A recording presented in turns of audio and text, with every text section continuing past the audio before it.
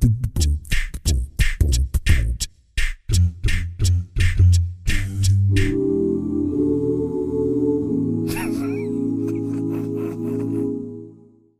is the fairly current show. I am Uma Pagan, I'm Pigay Pagan, and I have with us today educationalist, author, Professor Dr. Maya Soetoro-Ng, whose brother just happens to be leader of the free world.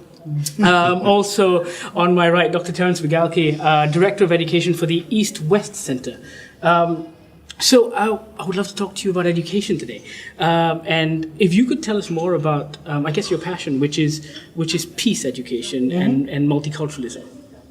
Yeah, so peace education basically is education that looks at current events and history and literature from more than one point of view. I often have the students sort of rewrite history to think about alternatives, particularly at moments of violence or intense conflict. We also have the students take a look at this idea that peace begins with us and the choices that we make, the way that we spend our money, and the way we walk in the world. We do conflict transformation, mediation. We do, instead of debates, structured academic controversies that require that people look at issues from more than one side, and then rather than there being a winner or a loser, they have to achieve a certain measure of negotiation and consensus. And all of this and more is part of the work of the East-West Center. And I'm here as part of an East-West Center delegation, which promotes educational and idea exchange throughout the Asia-Pacific region in the United States. At what age do you think we should start doing this with our kids? Immediately. Now. No, I mean, the truth is that at a certain point, habits of mind become entrenched, right? And we find it very hard to switch perspectives and, chuchimata, and it becomes difficult to refresh our lens. And I think that it's incumbent upon all of us as educators to teach our students that yes, there is a history that is found in the textbooks, but there are other textbooks that are written in very different ways, suggesting very different truths. And if we can look at things in a multifaceted way and do things like go and look at current events by searching the new media and newspapers from all over the world to see how the differences in the way a story is written can mean different ways of looking at the world. We become enriched then when we incorporate as many perspectives as possible and have a more holistic and generous version of the truth. And I mean, because we've got a very unique situation in Malaysia as well. I mean, just being multicultural the way we are, it seems like we should, or we would rather naturally fall into these kinds of methods and practices. Yes, but it's challenging as a result, right? So, I mean, the question I have, and I guess it's for both of you as well, is where do we draw the line between integration, because that seems to be the end goal, and I guess this kind of is the phrase I'm looking for, peaceful segregation, where everyone goes, oh, you're unique, you're unique, you're unique. Everyone's got their own story, and you can remain individualistic that way. You want to take that one? Sure.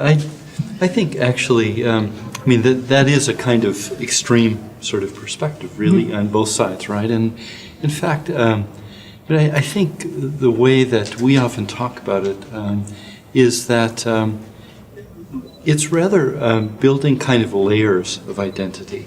So separateness and promoting separateness or maintaining separateness often doesn't lead to better understanding.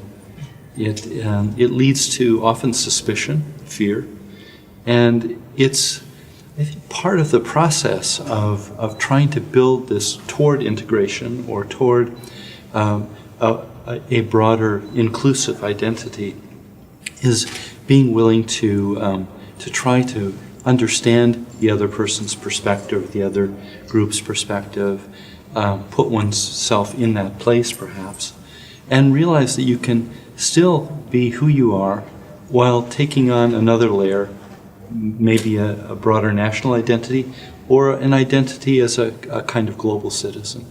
But also, young people today, I mean, I actually think that our identities move and change and shift. And I think about the museumification of culture. We often act as though cultures don't change, but they do. National cultures change, personal and intimate cultures change. I have been greatly impacted by my associations, by the people I've encountered and with whom I have shared space and time and affection. And I think about how I went to New York City, and I came from Indonesia, the product of an American and a Javanese, and I lived in Hawaii for high school. And I went to New York City, and everyone thought I was Latina. They were like, oh, you must be Puerto Rican. So, todo el mundo habla en español, y ahora tengo que entender español. Un gran problema. But anyway, the point being that I suddenly was like, oh, you know what? This is pretty awesome. Salsa is wonderful. And rice, beans, arroz y frijoles and plantains are delicious. And I can read Gabriel Garcia Marquez and Jose Donoso and all of that. And I can bring that, as Terry said, as another layer. And here in Malaysia, you have a wonderful opportunity. You are, I presume, Indian in background? I am indeed. Yes. So, but by virtue of your association with Malay people and with Chinese people and with people from all over the region whom you encounter here, I presume you become more complex and, I would think, more interesting. I hope so. You are not the same as someone where is your family from? Originally from Sri Lanka. From Sri Lanka. So you are not the same necessarily as a Sri Lankan Indian. No, absolutely not. Who remained Sith. And so where does that? Which brings me, I guess, to the big question. Of course, I mean, when you look at take America, for example, in the American education system, and which do people actually? So people don't have to sacrifice their individuality and culture in that form of education system, because normally education systems kind of are engendered or are crafted towards not the lowest common denominator, but a kind of neutrality. I think that's a mistake, but why don't you take that one? Well, and of course, this is a generalization because in the United States, education varies quite a bit from locality to locality. It's under the provision of the local school board. That's right. And sometimes the state, but it's not a national project as it is here, and so there's quite a variation. But in fact, I think overall the idea is that you are encouraged to hold on to your own ethnic identity and what you're proud of, at the same time that you're taking on this larger kind of identity as an American, and more in the kind of education that we're involved in, we're trying to get American students to think about that it's the rest of the world that they have to be paying attention to. That they have to be building their connections, because that is what ultimately is going to make the United States a better place. We think make the world a better place. And that's the vision and mission of the East-West Center, which is why we are here in Malaysia. And I think that one of the things that we do in U.S. history classes, we do talk about things like the Constitution and other things. I mean, civics is not just the telling of a single national story, right? It's about offering opportunities to sort of challenge and to see being American as a means for understanding how we move forward to change the country and contribute to it, to make it stronger. And if I could just add that the kind of environment that we try to create at the East-West Center is really a kind of microcosm of what we hope to see happening educationally across the region.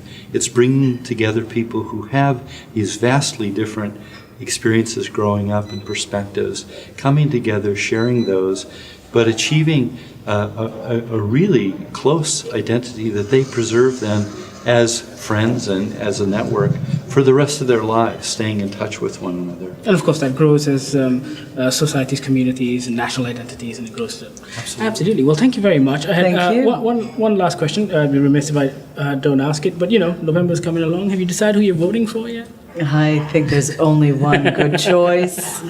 I think that everyone in the country should vote for Barack Obama, the incumbent. I think that he is someone who has been expansive and has certainly been enlarged by his associations and his experiences in Southeast Asia. So he's a Southeast Asian president, basically, right? I like that. That's the quote. This has been the Fairly Current Show. We've had Dr. Maya Soetoro-Ng as well as Dr. Terance Bigalke. Thank you very much for joining us today. Thank you. Thank you. Thank you so much. Thank you. Thank you.